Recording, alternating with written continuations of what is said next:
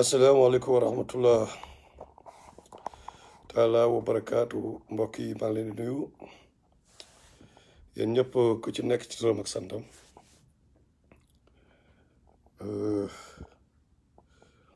bon ci mbirum Sedima bi la ñuy wax tey l'affaire Sedima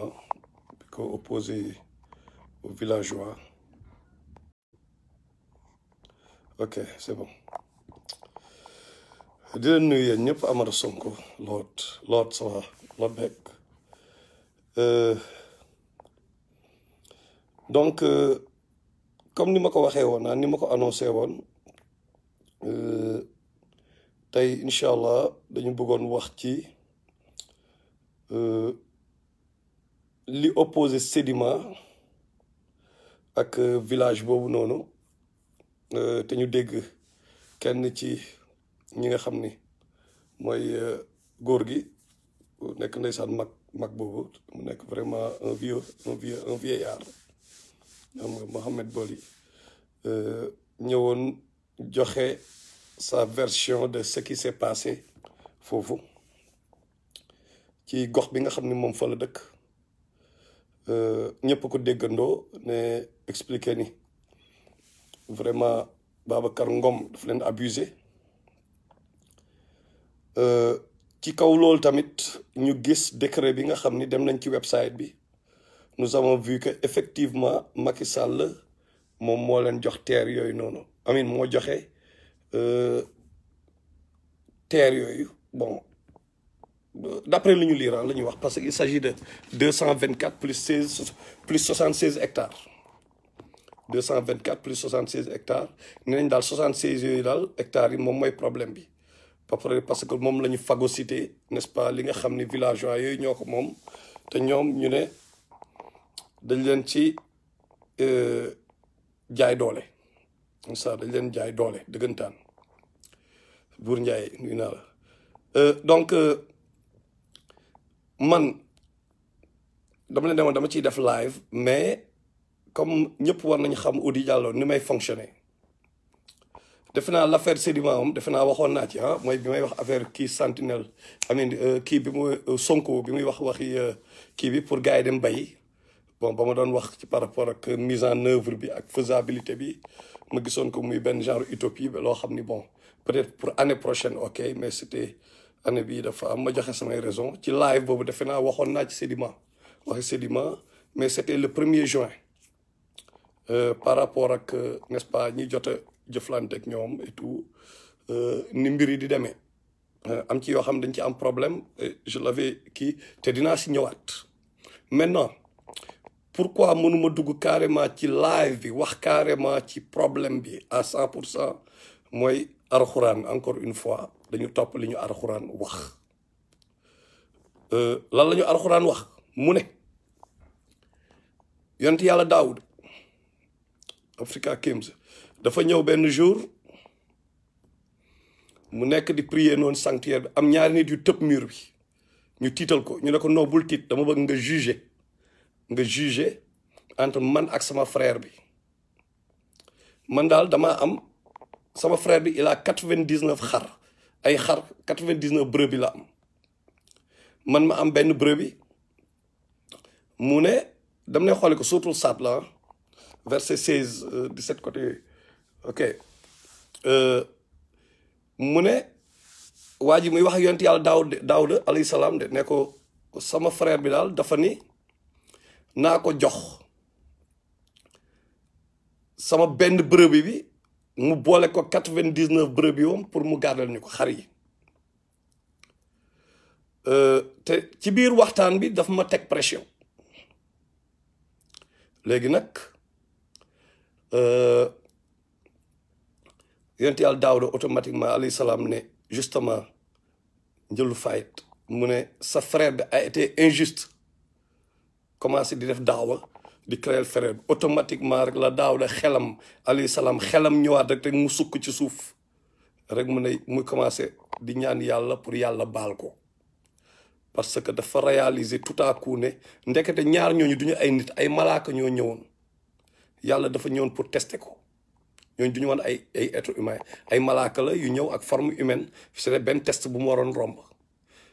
lu tax mu après rek xelam ñëw rek mu gaaw prosterné wu rek ne yàlla baal ma parce que qu'est-ce qu'il a réalisé dafa juger avant d'avoir écouté la version de l'autre partie déglu lu fait beneen frère bi wax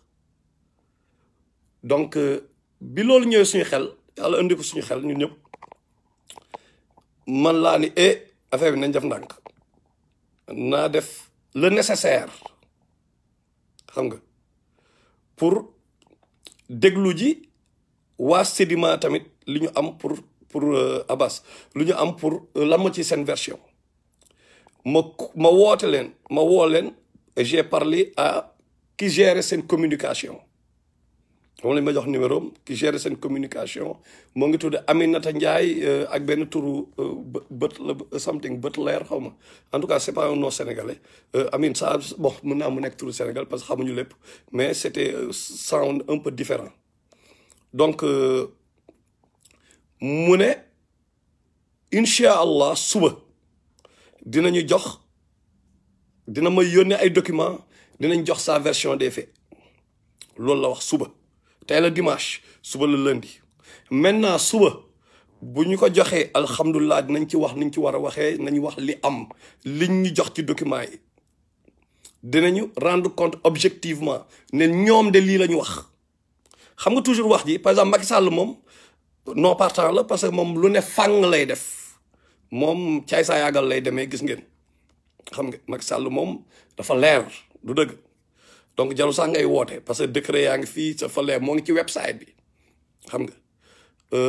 mais ñii ay citoyens sénégalais yu am problème ak yeneen citoyens sénégalais comme ñaari frères yi donc nañ déglu ñaari version yi ok léegi nag ñun tamit am nañ suñuy jugement yi ñuy def après bu ñu dégloo ñaari version yi après nag ñu émettre ay jugement ñu xool lan moo ci objectif Ousmane nuyu naa la mag dafa am solo pourquoi man may insister ci démarche bi parce que Sénégal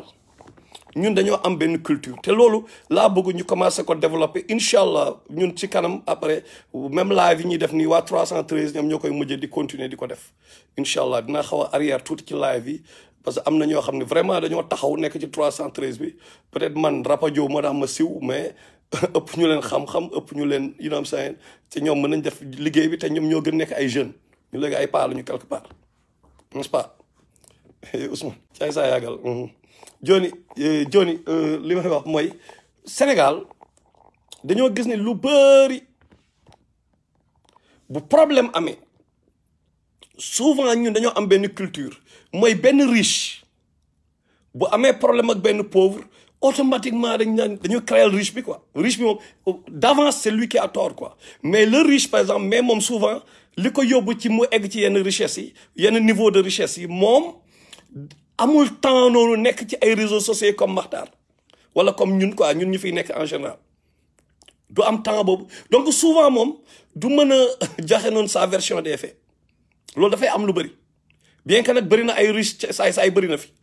xam nga parce que comment ils sont enrichis aussi loolu yëpp xam nga nit ñi duñ ko xool aussi parce que loolu yëpp sénégalais yi la maintenant riche boobu bu nekkee pauvre après Macky Sall tëj ko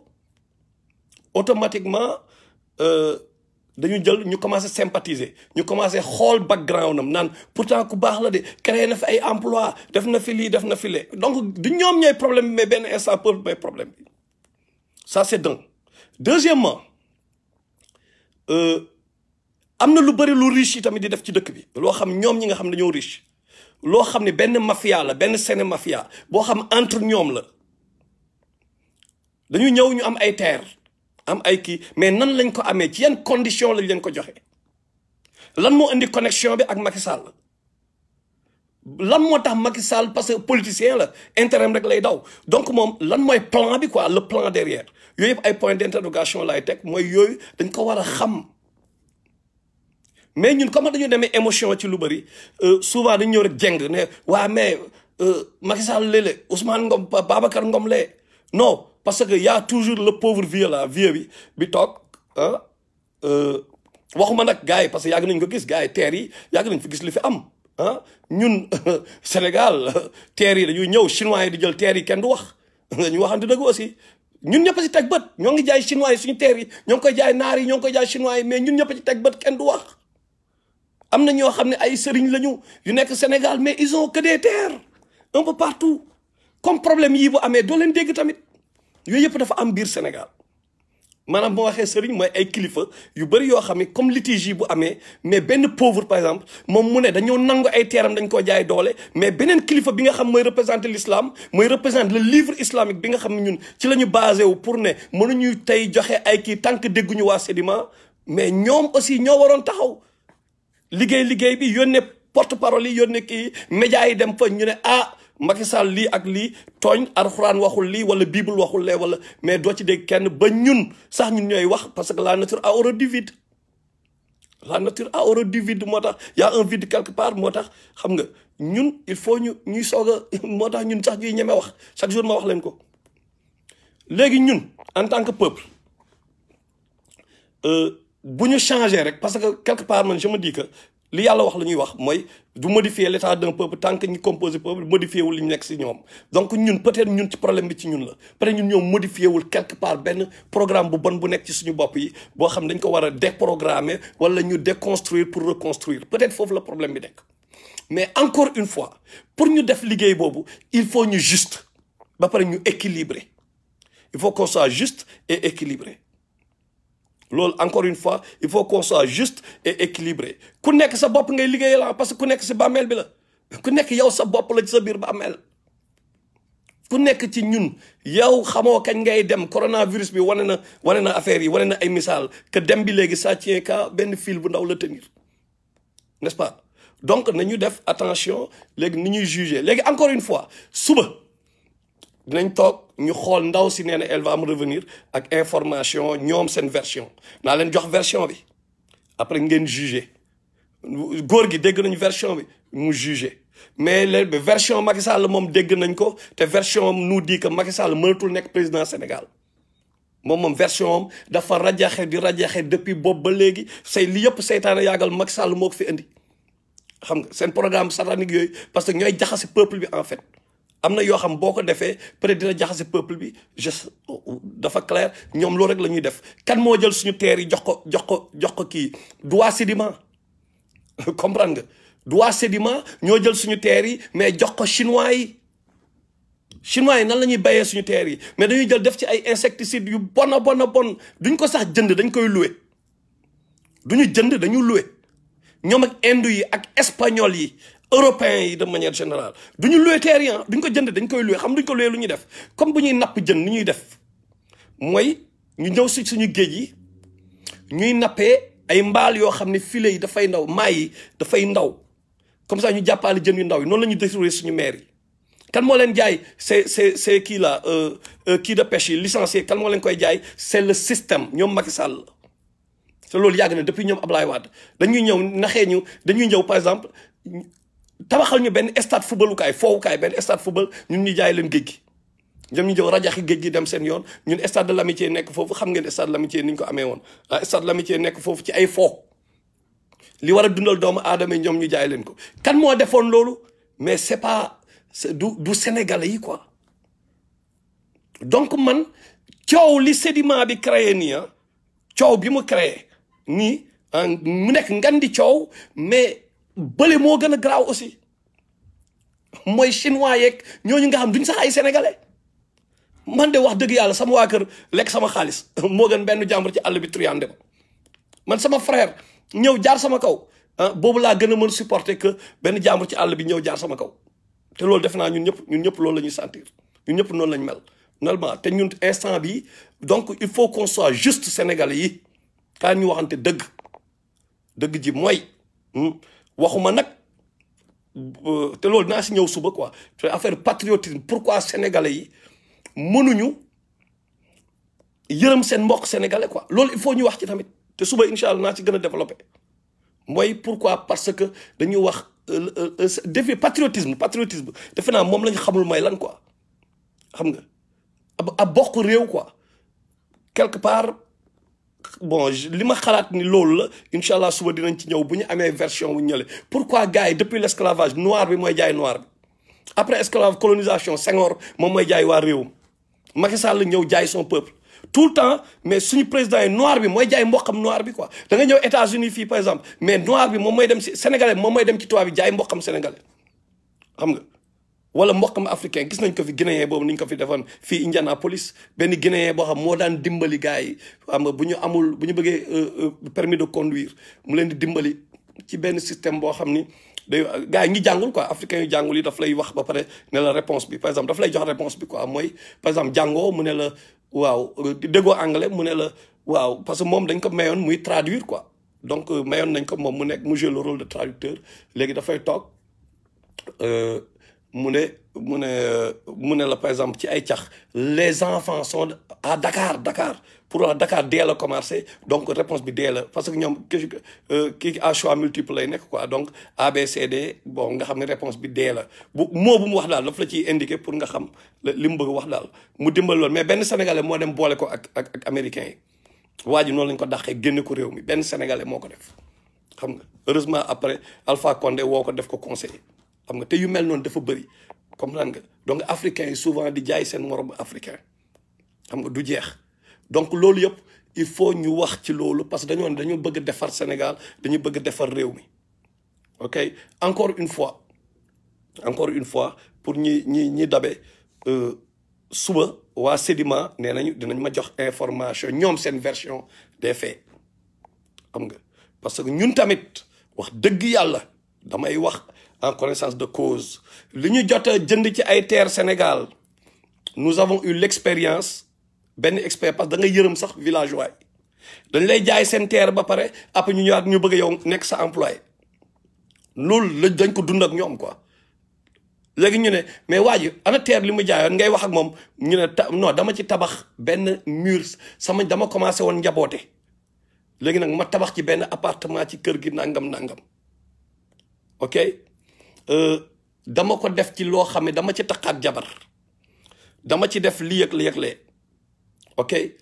loolu lu ñu dund la ñu gis par exemple ay espagnol yi am benn toolu espagnol ba fa nekk 200 hectares yoo xam dañ ko loué espagnol yooyu ñoom ci ay produits yi ñuy kii mais village bi yëpp lañ jël ñu employé leen foofu leen fay ay salaire de misère ay 1500 francs salaire de misère léegi ñoom village bi ñoo jaay seen teeru maam yi de mais après nekkaat ay employés de simples employés ci tooru espagnol yooyu ñoom li ñuy bay dañoo créer seen benn tali latérite mu arrangé ñëpp ba ci tali bu mag bi ba ci autoroute bi li ñuy bay directement Espagne la jëm loolu biir Sénégal la kenn nettaliwuñ ko dañ koo dund ok nous parlons en connaissance de cause nous quelque part xam nañ mentalité villageois yi am na suñu xam nañ seen mentalité xam nga da ngay ñëw nga dugg nga fekk fa ay yenn saa yi ñu ñëw ci tool bi nga fekk gars yi suul fa ay xon ñu suul ko fa quoi comprendre daf ñu dal ñëw fekk gars yi suul fa ay xon doo comprendre xam nga ça c'est une mentalité un peu bu am foofu noonu xam nga donc suba daal incha allah maa ngi leen jox rendez-vous suba ñu soog a nag wax ci mbir mi à fond xam ñu wax ci à fond pour dire que bel instant tamit Sénégal bu nekkee am na problème nañ xam ni problème mu sénégalais la du problème mu alpha contre bêta non problème mu sénégalais bon am problème benn suñu bopp yi suñu mentalité yeeg yooyu ñu xool effectivement fan la problème yi nekk. parce que tey jii beneen point aussi boo leen xam ni il faut mu important il y a beaucoup de politiciens yoo xam ni peut-être bu benn Ousmane Sonko defee benn erreur politiciens yi dañ ciy profiter waa APR waa kii dañ ciy profiter. ñeneen ñi tamit ñu nekk ay peut-être PDS wala beneen parti dañ ciy profiter ñoom tamit parce que dañoo bëgg falu du dëgg ku ci def erreur rek kenn ki dina ci profiter mais yu demee nii tamit da ngay gis ni ba keneen koo xam ne dafa opposé wu ci Macky Sall mais dafay profiter moom tamit indi ba yokk ci benn virgule boo xam ne bokk ci parce que moom day xëcc côté parce que fauteuil yu Macky Sall bi la bëgg moom tamit moo tax ñun suñu job mooy ñu équilibré ñuy wax te yàlla tax. parce que lépp mënul bon fépp Ousmane Sonko mënul parfait à 100% Thierno Alassane Sall lu mu jub nit la dafay juum mën na def erreur te bu defee erreur il faut ñu ne ko saawaay lii sa erreur la Ousmane Sonko bu ko defee keneen Barthélémy Diaz ak keneen ku mënta nekk capitaine Dièye ku mënta nekk bu defee dañ ko naan lii sa erreur la. Macky Sall tamit du li muy def yëpp à 100% lu bon la am na yenn saa yi peut-être mu faqastalu def benn affaire peut-être de base li gën a bon ci li muy def loolu arrangé wul Sénégalais yi mooy loo xam mënuñu ko baal mooy jël suñu réew mi jaay ko français yi loolu moo ko disqualifié mais quand même par rapport ak yenn yi tamit il faut qu'on soit juste mooy li may wax chaque fois bu ñu bàyyi. La haine que nous avons pour Macky Sall wala que ne aveugle ñu au point d'être injuste te waxoon naa ko en 2012 bi ñuy avant ñuy fal kii bi ñuy fal Macky Sall je vous l'avais dit en 2012 avant ñi ma ne ba ne bu leen bàyyi haine bi ñu am ñu qu'on soit omnibulé par cette haine là que nous avions pour Ablaye Wade mu yóbbu ñu ba ñu aveugle parce que nous étions en train d'être aveugles dama ko répété ba sonn ñi bëgg ñu dégg ma te loolu moo ñu dal. Départ Ablaye Wade mais haine bi ñu amoon pour Ablaye Wade tax na ba ñu fal bokk lu yées Ablaye Wade parce que signe yi wane woon na ni Macky Sall bii mooy yées ma leen koy wax ñoom grand Alseynou Ba bu One Africa maag moom ñoo doon bokk rajo bi ñu amoon xam nga moom da leen boo leen ko kii moom One Africa entre parenthèses One Africa moom mooy Facebook bu africain yi quoi mooy Facebook bu africain yi boo xam ne africain moo ko kii léegi nag foofu tamit dinañ xool entre parenthèses ñun bu nasaraan bi la ñuy topp wala bon ñoo ngi tabax après dinañ xam li ñuy def anyway mais juste pour annoncer leen loolu donc Alseynou on était ensemble moom seede na loolu man dama leen neewoon Ablaye Wade bu màgget mais moo gën Ablaye Wade bu rajeunir kon comme que Ablaye Wade dafa bon mais bu màgget bi moo gën bu rajeunir Ablaye Wade ngeen indi Macky Sall école Ablaye Wade la jógee Ablaye Wade moo ko formé mais faites attention faites très attention ok léegi pour Thierno Diallo nee na pourtant Akhenaton en parle toujours je comprends pas pourquoi tu es désaccord avec lui Akhenaton kooku bëgguma di tudd turam parce que bëgguma ko promouvoir parce que tojul fenn ci réseaux sociaux yi la nekk et tout bon concrètement sur le terrain lan la def à part que il manie bien la langue de Molière qui est par essence une langue intelligente tax nit ñi naan way gars bi il est parce que ñun foofu la ñuy mesurer intelligence quoi c'est pas que la personne wala nga ñeme dénoncer ci dénonciation ak ni ngay kiiyee parce que foofu la ñuy jël nit naan le gars là il est intelligent alors que cerveau am est-ce que tàmm na process ay information xam nga indi ay idées yu bees est-ce que mën na teg ay loo xam ne c'est le fruit de sa personnelle réflexion loo xam ne dafay tabax réew mi non c'est juste que ñëpp a jaar gauche mu jaar droite maintenant problème Akhenaton mooy am na ñoo xam ne bëgguma wax turam parce que maa ngi koy wax gars yi bàyyi leen promouvoir gars yi boobu whatever na def lu ko neex il en a le droit mais yéen a koy may doole quoi man xam naa ko bu baax bi muy nekk traître du tey ñoom may sa mbay xam nañ li may wax ñoom nogay mbay bi ñu nekk beneen baat bu bees pourquoi mu bàyyi beneen baat bu bees daw ak conditions yi mu dawee mais affaire de traître la woon booy boobu day wër boppam quoi xam nga loolu yàgg na depuis législative yële passé parce que boobu foofu laa ko xamee quoi du ci réseaux sociaux yi laa ko xamee yu doon am sa gëmuma ko quoi xam li ma la wax léegi nag dafa am ñoo xam ni dañoo bañ tarixa yi peut-être dañoo am problème ak tarixa yi mais ku mel ni Akhenaton daf leen di arranger bon lii amul rapport ak temu tay bi amin waxu tay bi mais dama leen di wax ku mel ni Akhenaton daf leen di arranger parce que ñoom dañu doon xeex tarixa yi affaire yooyu léegi Akhenaton dañu gis seen bopp ci combat Akhenaton mais Akhenaton li muy dawal mais affaire franc-maçonnerie lay dawal xanaa gis leen audio bi mais tegal nañ leen audio bi mu bàyyi ci benn groupe ñu jël audio man maa jël audio bi maa ko kii pour ngeen yeewu ma jël audio bi wan leen ni kii wane vrai kanamam ne kii mooy Akhenaton mais muy promouvoir franc-maçonnerie muy définir franc-maçonnerie mooy lan léegi nag xanaa yéen gisu leen ni depuis quelque temps franc-maçon yi dañoo génn pour wan leen ni mais société secrète la franc-maçonnerie c'est une société secrète ñii di wax ñëpp ñoom Cheikh Omar Diagne ñoom ñëpp mais kan moo ci mës a dugg ba déglu gars yi nga déglu ba pare après nga génnaat ak information yi non lépp li nga xam ci franc-maçonnerie mais franc-maçon yi ñoo la ko wax parce que ñoom ñoo bëgg nga xam ko société secrète bi ñuy filmer ñun image yi ñu am ci YouTube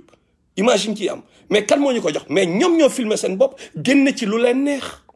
ñoom ñoo génne image yi mais depuis quelque temps vous avez pas remarqué que bi Rihanna di def tour du monde mook Macron mais ça vous dit quoi là mais parce que y a une nouvelle stratégie bu ñu adopté temps yi ban stratégie mooy lan dañoo fas yéene génn keroog gis ngeen Lions Club ak Rotary gis ngeen léegi dañu filmer affaire yi seen kii génne ko c'est ça la nouvelle stratégie dañu nekk ci société secrète yooyu noonu mais parce que ñoom ñoo ngi ci yeneen affaire maintenant li ñu doon def il y a 5 ans moom la il y a 150 ans moom la ñuy génnal ñun ñu concentré wu foofu fekk comme dafa mel ni benn xaj nga sànnil ko benn yax da nga koy sànni yax bi fële mu topp yax bi fekk yow nga kii ci loolu la gars yi nekk Akhenaton ci loolu lay dox il faut que vous compreniez cela moo tax mu ñëw di leen définir pour wane lii dara nekku ci mais ci ay recrutement la ñu nekk comprendre nga léegi nag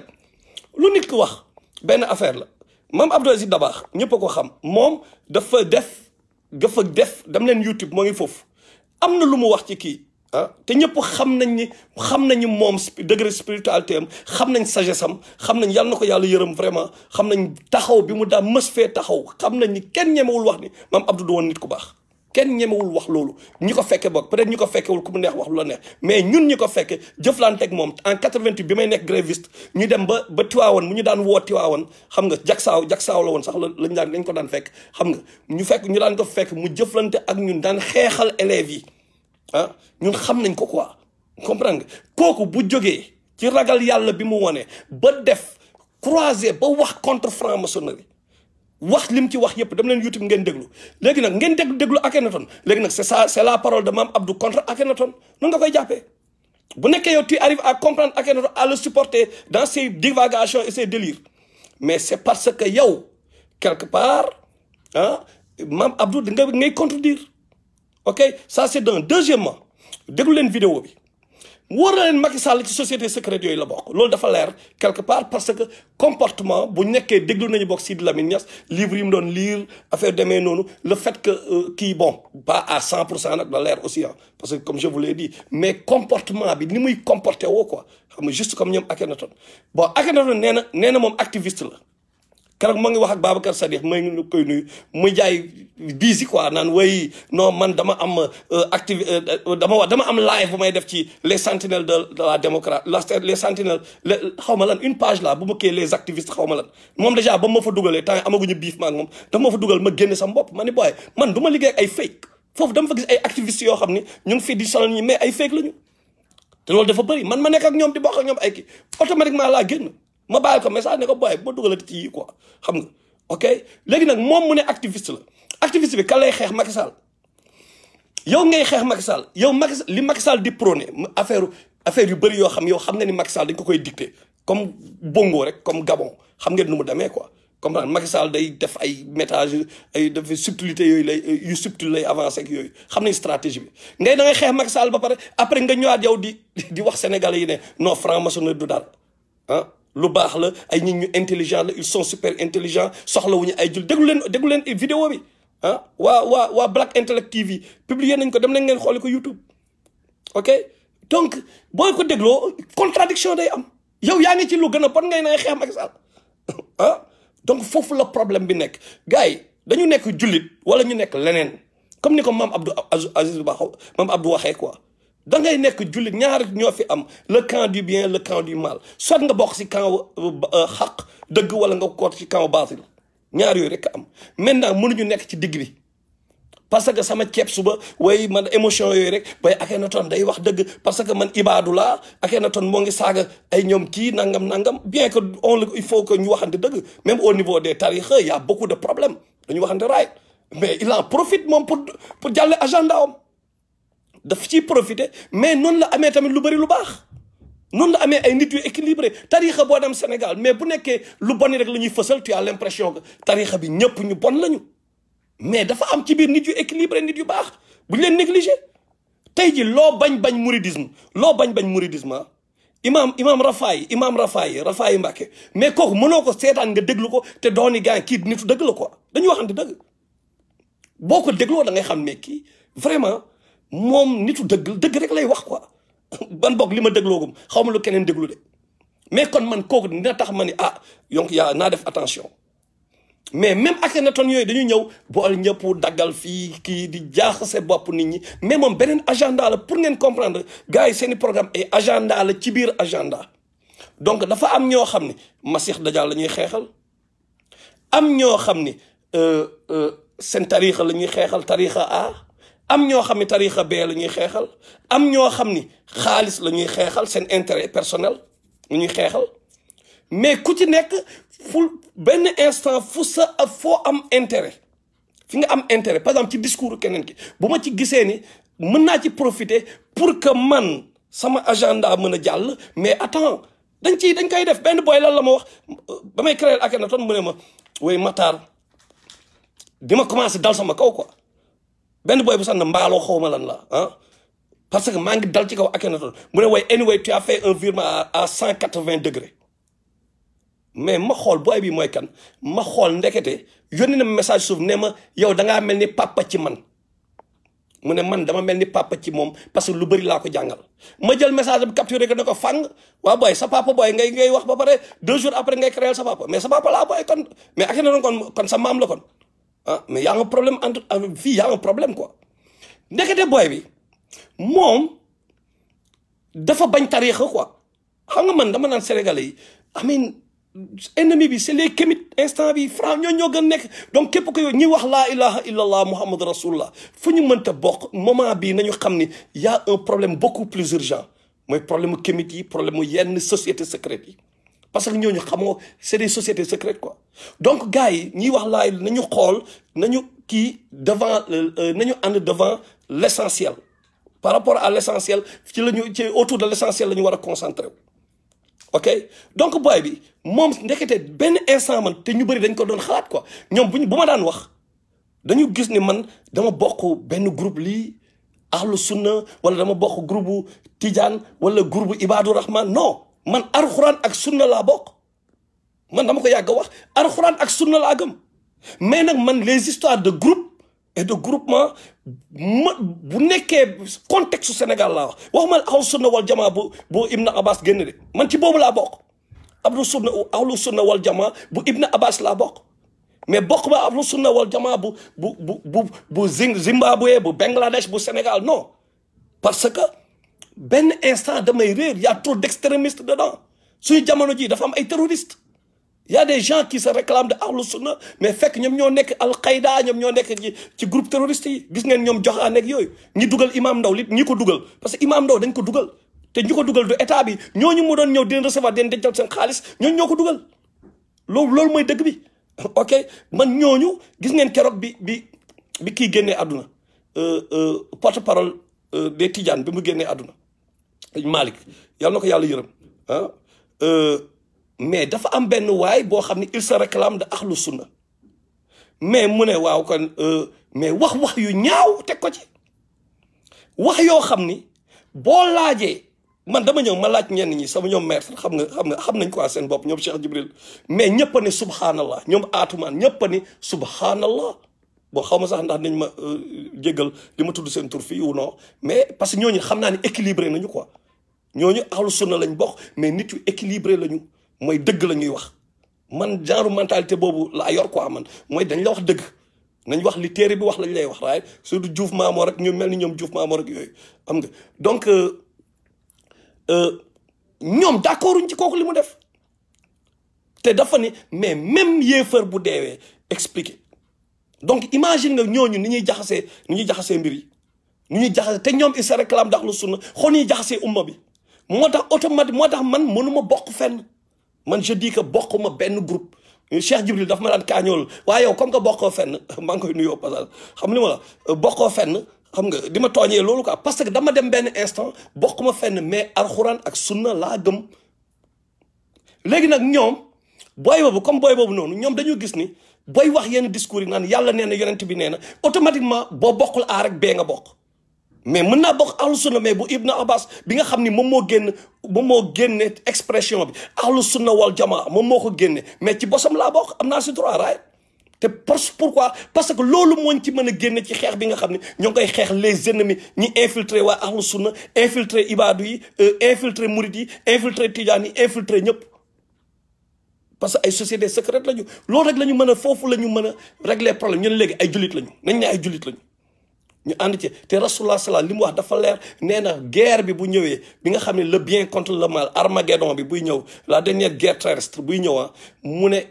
chrétiens yi wax ma la jullit di seen biir mu ne même chrétiens yi dañu nekk suñuy alliés ñu ne chrétiens yi dañu nekk ay alliés wax ma la ak nag ñun jullit di suñu biir donc ñaar moo am na ñoo xam ne nañ jullit mais ay naafeq lañu rek la ñuy mën a nekk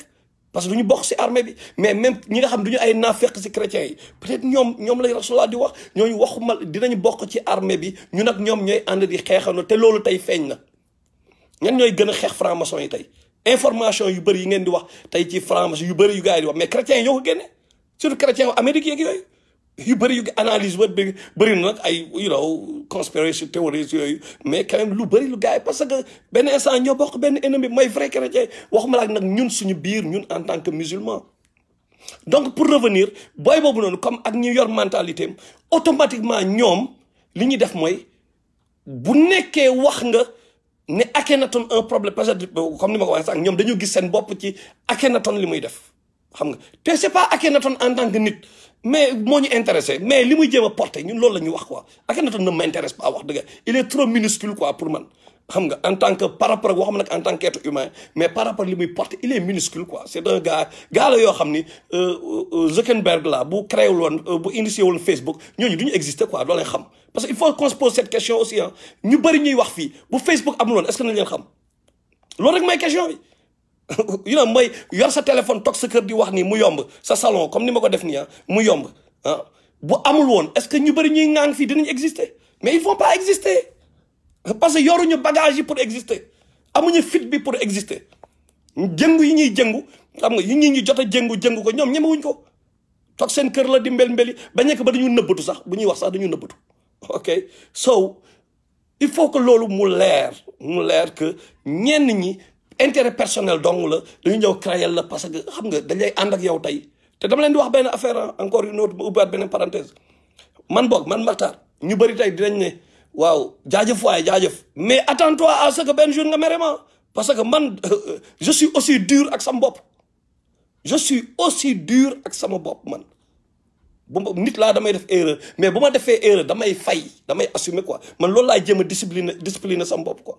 lu metti damay fay dama leen jox benn exemple du exactement loolu quoi mais dama leen jox exemple par exemple ma nekk pôle nord pour ngeen comprendre li mu bëgg wax ma nekk pôle nord foofu sedd la quoi léegi man aw ma xal quoi comprendre nga fu ma jaaru affaire yooyu léegi après ma njaaloo mais bi ma njaaloowee dama war a sangu set mais sangu set bi mais gars affaire bi dafa sedd trop parce que aw ma fu ma jaaru mais xam la mais damay sangu parce que il faut ma fay man maa njaaloo tooñ yàlla parce que ñun ñëpp daf ñuy daal gars yi yéen xam ngeen fi may waxee Iblis bu duggee booy gel bi garaawul yaa ngi gis ay action right mais boo ci paree mais bu nekkee am nga iman mais da nga koy regretter loolu xam naa ne yéen ñëpp lay dal chaque fois boo defee lu bon li bu Iblis bi da lay dugg bu duggee bu génnee test bi ñëw bu génnee après tu vas le regretter da ngay commencer am ay remords yu doy waar waaw remords yooyu bu ñëwee nag man exemple nag laa njab waxuma nag damay nekk fe dama am jabar balaa gars yi ñu fa indil ay isbis asbis jël audio bi nii jël vidéo bi dagg leen arranger publier les pour yàq der ok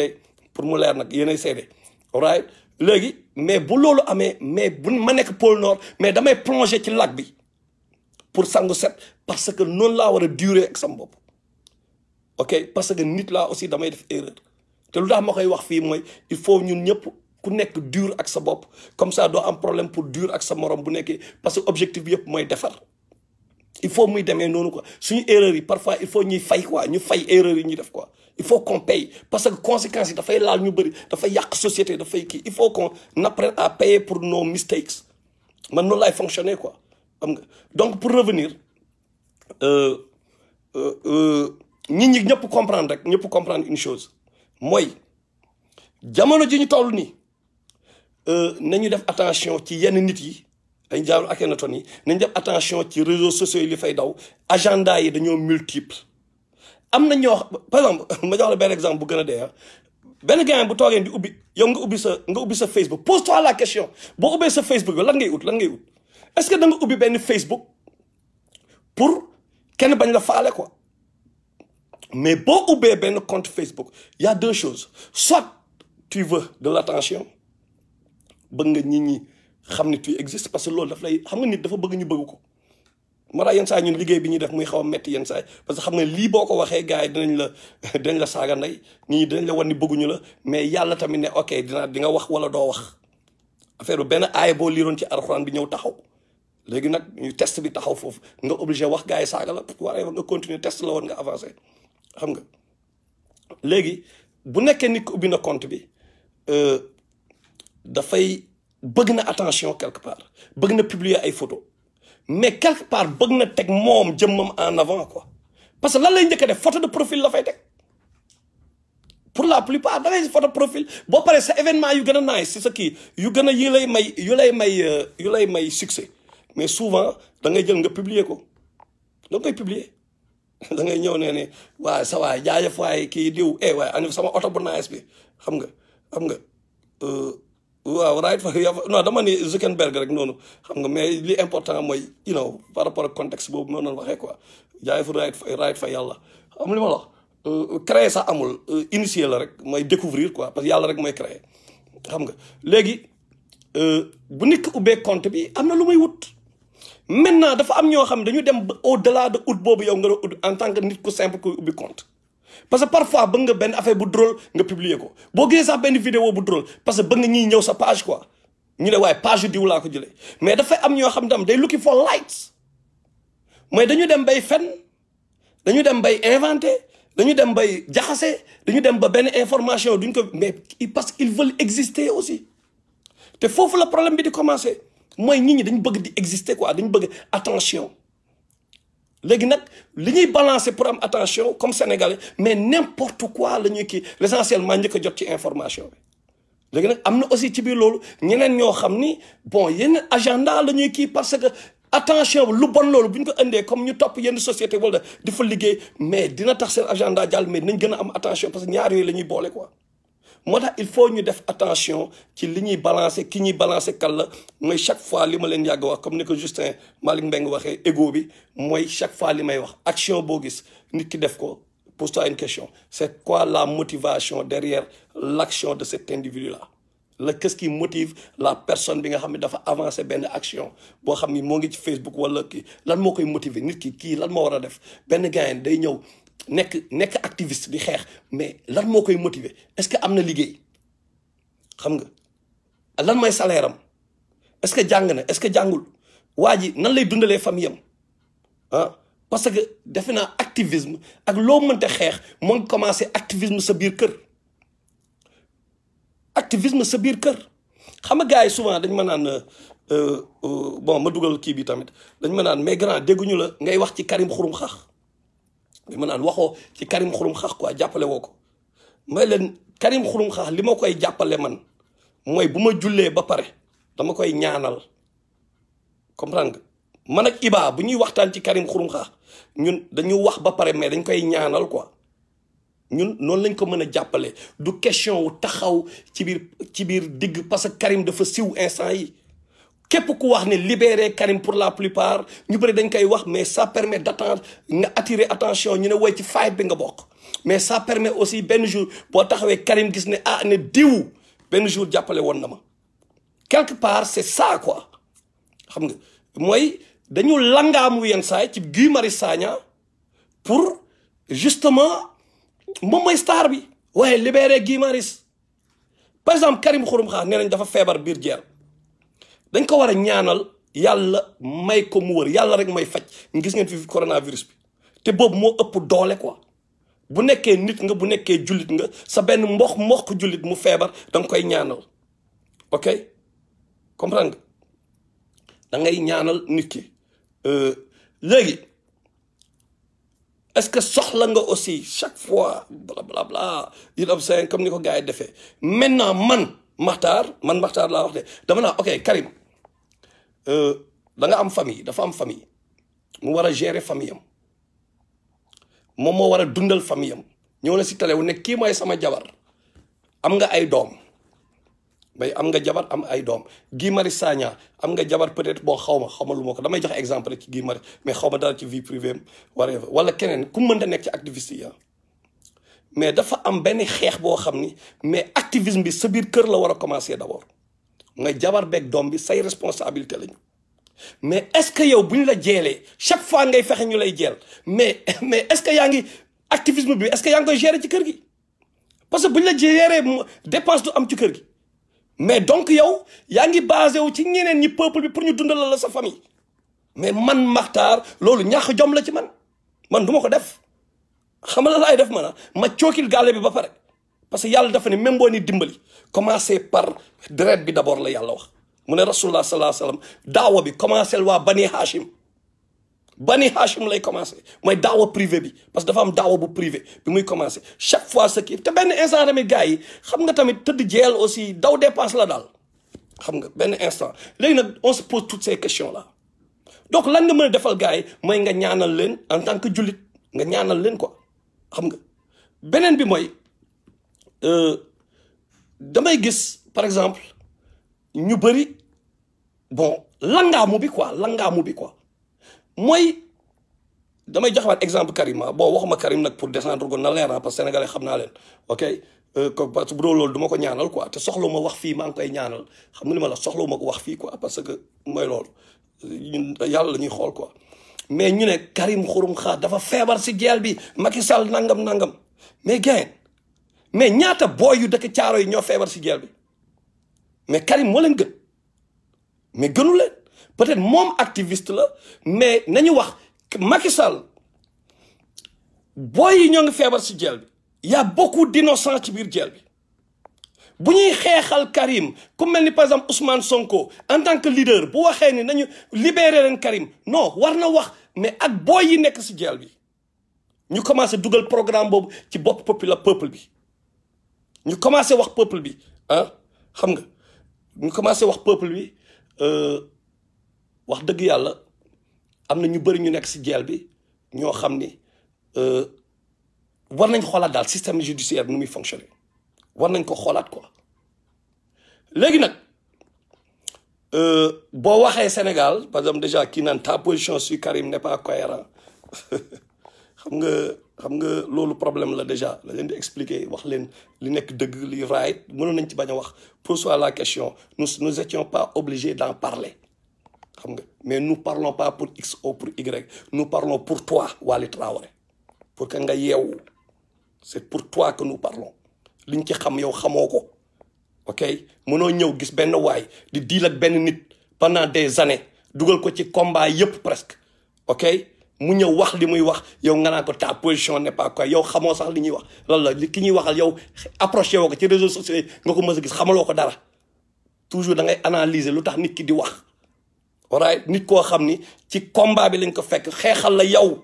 peuple di la jéem a yee moo tax ñuy wax donc nous les gens ne nous intéressent pas xam nga mel ni kii daf ñuy dundal wala Samba Gueye daf ñuy dundal wala Karim wala kenn ñun dañoo faale yooyu dañu gis lu nekk ok so anyway bàyyi leen seen yooyu ngeen def bu nit ñi di leen wax raayit ngeen ñëw dugg ci ay détails yu kenn xamul lii n'est pas cohérent qu'est-ce qui n'est pas on parle pas de cohérence nous parlons de li ñu war a def li gën mooy encore une fois jeel bi nañu bàyyi bu benn nit bu siwee buñ ko tëyee jeel ngeen ñëw naan libéré diw te jamais ngeen wax ci ñi nga xam ni dañ leen a jàpp si jeel bi te siwuñu moo tax ñu ngi dee si jeel bi booy wax nañ li ñuy lekk si jeel bi kan moo ci xeex ay jagan yooyu ñuy lekk ñaata ñëpp a xam li gars yi di lekk si jeel bi waxuma nag ñi nga xam ne dañoo bon ci jeel bi mais am na si ñoo xam man j'ai vu des innocents ñu tëj leen mais gis ngeen ko fi gis ngeen waajo xaru woon fi te mu taaloon boppam mais ñooñu duñ jeex si jeel bi qu'est-ce que vous faites pour eux absolument rien c'est la même chose que ay affaire kii bi ni sédiment bi li ñu doon wax ni bu nekkee Babacar Ngom moom moo ko def ñëpp taxaw di naaw Sénégalais yi ok ñëpp di naaw avant d'avoir toutes les informations mais bu nekkee chinois yi indo yeeg japonais yi ñuy jël suñu terre yi ñoom ñoo ko def mais personne ne dit mot ñoom ñoo gën a def lu gën a bon ñoom la Macky Sall gën a jox suñuy terre yi ñoo xam ne duñ sax ay sénégalais nañu wax dëgg ñun nekk ñu fi pour Samba wala Mademba dañuy wax pour le peuple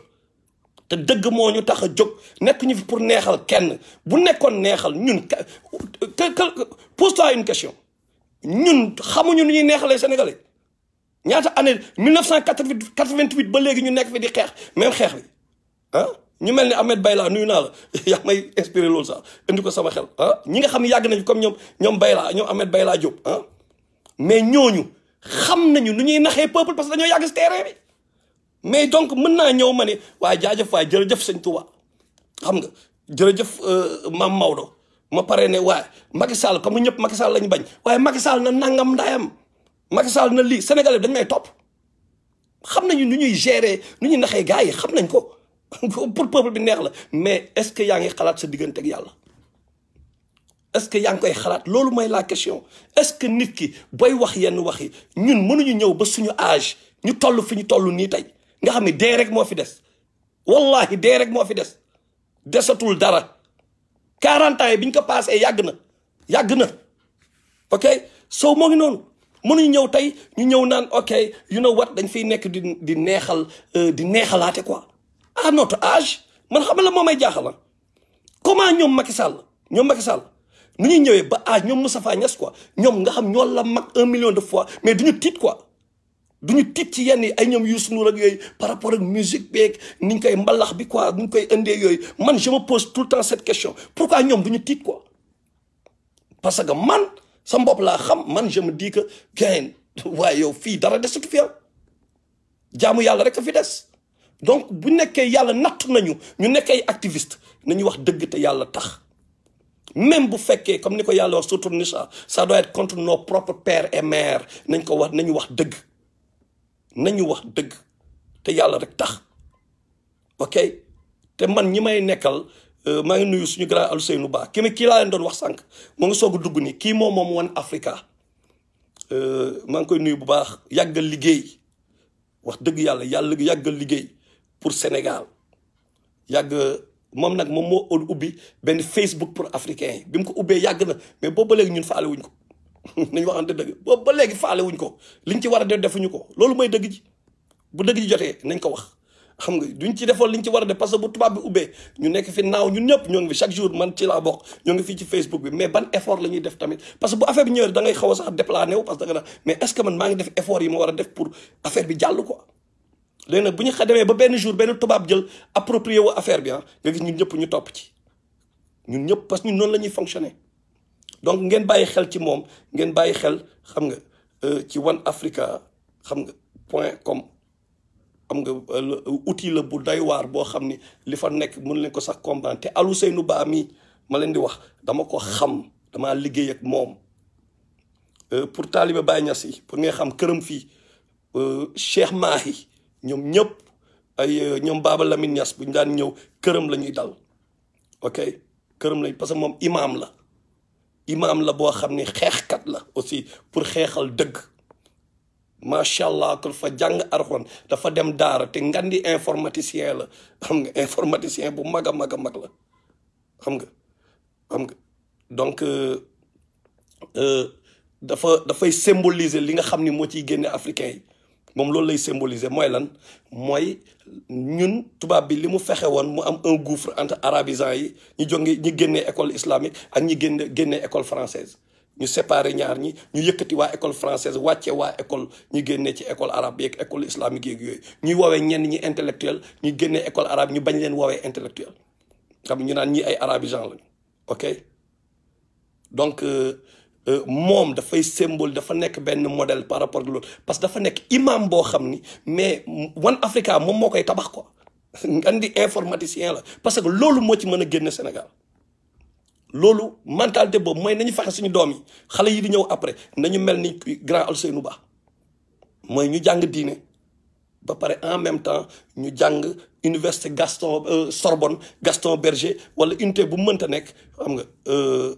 ñoom moom mu kii fa quoi ñu am fa ay diplôme quoi ok ñu am fa nañ am diplôme ci ñaari école yi parce que suba ñuy jiite moom loolu lay symboliser bàyyi leen xel ci moom One Africa ba grand Ousseynou Ba xam naa ko bu baax a baax parce que loolu daal man daal wax dëgg yàlla ba ma ko xamee ba léegi man nit ku baax ku jule yéen kii Ousmane Sonko yi élection yi passé xam nga moo tax ma leen doon wax am na ñoo xam ni dañu nekk fii di kii mais li ñi def ñoo ngi def li ñuy def suuf yéen doo leen yëg moom élection yi passé def na ci ay millions la def ci pour Pastef ay millions la ci def pour Pastef élection yi passé xam nga yëgu leen moo tax ñun bu ñuy wax parfois na gars yi di noppi bu ñu xamul wala ñu laajte c'est important donc yemul ci kii One Africa mais même fu mu sentir ne lii baax na pour Sénégal moom dafay yëkkati alalam mu def ko ci te du tey fii prisonniers yi ñi mel ni moom damay jël sama temps ma wax si moom quoi parce que dafa am solo quoi ñi mel ni grand Ousseynou Ba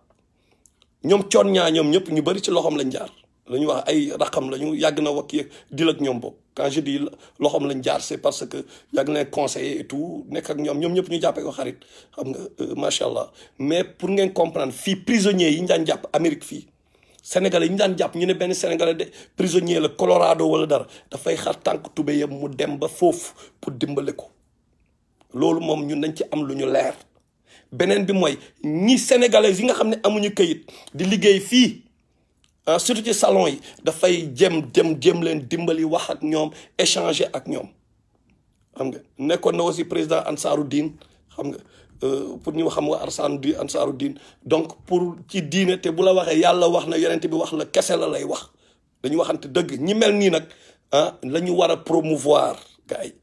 te ñàkkul biir Sénégal pour dire que bu ñu découragé Sénégal am na nit yu baax mais ñun nag ñiy incendiaires yi rek la ñuy promouvoir ñiy saaga la ñuy promouvoir ñuy ñëw naan ay waaw ñi yàq der daal yàq der ñi nga xam ne par exemple souvent bu ñuy wax tout le temps c'est du objectif quoi waxu scandale rek la ñuy def ñooñu rek la ñuy promouvoir wala nit ki am na xaalis wala nit ki mooy doomu diw mais ñu mel ni Ousseynou Ba bëri nañu biir Sénégal ñooñu war a jiite ñooñu la ñu war a xeex ñu jiite ñu donc di ko remercier vraiment di ko encourager di ko vraiment ñaanal yàlla surtout ñaanal yàlla bu baax moom ak ñi mel ni moom peut-être sénégalais gisuñu leen de mais yàlla mu ngi leen di gis xam nga comprendre nga donc justement am na ku ne kii mu ne Lodbeck nee na c'est lent là-bas man laaj naa ko keroog maa ngi waxtaan ak moom man ak moom ak Tamsir Bathily xam nga donc ñuy waxtaan mais ñoom dañu am dafa nekk am lu mu nekk di tabax instant bi xam nga dafa am mais nag bon moo ngi koy parfait am na fu mu toll quoi mais li ci doy waar rek mooy yeneen pays africains yi ñoom dañ ci présent trop ñun sénégalais yi ñu war ci def ñun ñu waroon ci ëppale ñëpp xam nga ñu waroon ci ëppale ñëpp tey yeneen pays africains yi ñoo ngi ciy am wàll bu bëri ñun ñooy nelaw loolu tamit dañ ko war a bañ xam nga dañ ko war a bañ donc fu mu mënta toll lii ñun la ñu moom quoi lii la ñu moom ok man fekkee naa bi muy commencé affaire di ko tabax man dama ko fekkee dama doon fekkee bureau am fii Detroit xam nga dama fa nekk gis naa li muy dal quoi xam nga te li ma leen di wax ni ndaga ci grand Ousseynou Ba li may man ñi mel ni moom man laa ni suba nañu fexe ñu nekk ci ñu bokk ci njiit yi man loolu laa wax ñi mel ni moom waaye ñun amuñu ay Farba Ngom kese waaye biir Sénégal waaye kañ waxante dëgg ñi mel ni moom ñoo ngi biir Sénégal mais daf leen ko dul jaral benn instant aussi ndax bu dëkk boo xam ne ñu si gën a bëri pour nga nekk politicien il faut ngay fen ñooñu duñu fen dara du leen jaral ñu nekk fii di fen waaw mais nag ñun ñoo leen war a dem jëli ñu ne Lodbeck yow xam nga nit yu baax man xam naa ñu mel ni grand Ousseynou ñu andi leen ñooñu ñu occuper affaire bi parce que ñooñu dañoo xam li yàlla wax avant tout quoi ñoom ba fa ragal nañu yàlla te ke dara seen alal dañuy jël chaque fois di ci def xam nga te yàlla macha allah ubbil na leen macha allah yàlla na yàlla xeeb doole parce que soxlawuñu xaalisu kenn waaw ok Tamsir Bathily dugg na xam ne bu baax li may wax lan la xam nga donc bàyyi leen xel ci One Africa grand Ousseynou Ba man de dëgg laa leen di wax li ma xam ci moom wallahi li ma xam ci moom laa leen wax loolu laa xam ci moom kenn jaralu ma fen nag te xam naa ni du ma décevoir ok donc bàyyi leen ci xel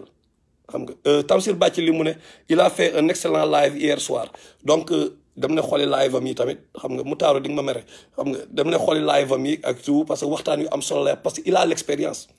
dafa dëkk Amérique fii lu yàgg gérer organisation yu bëri xam nga ay ñoom Akon ñoom ñëpp contact xam nga ñoom ñëpp dañu nekk en contact ak moom xam na quoi xam na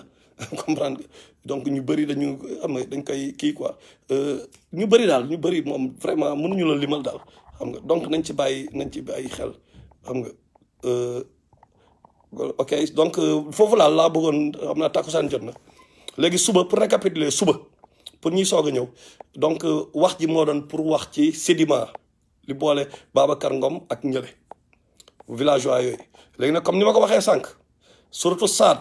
aaya bi yàlla wane na histoire yonent la Daawuda ak 99 bërëb yi yàlla wax na ni bul wax te dégluwoo ñaari parti yi donc def naa li ma war a def jël naa woote naa waa Sedima jox nañu ma numéro ki gère communication Sedima woote naa fa di remercier sama xarit bi ma utal numéro bi xam nga mu wax ak une certaine Aminata Ndiaye moom mooy gérer communication bu waa Sedima xam nga Odi Diallo the name of the guy Al Ousseynou Ba xam nga One Africa Al Ousseynou Ba mooy turam quoi dégg nga donc comme je disais wax nag Aminata Ndiaye something fàtte naa last name donc moom nee na suba elle va me revenir ak ay information parce que tamit loolu mooy yoon ñun loolu ñu la ñu war a commencer promouvoir Morgan yaa ngi ci biir yaa ngi dégg Morgan def naa ñun loolu la ñu war a promouvoir parce que am nga ngan di audience boo xam ni incha allah boo waxee gars yi ni la dégg te xam naa di nga ko def quoi di nga ko def ni mu waree ok di la nuyu bu baax aussi pour liggéey bu nice bi ngay def macha allah xam nga donc ñun loolu la ñu war a promouvoir fi ñu toll nii xam nga mooy muy juste quoi na juste activistes yëpp yu nekk ci kii bi nañuy def muy juste nañu demander les deux parties te ñuy wax dëgg te yàlla rek tax aussi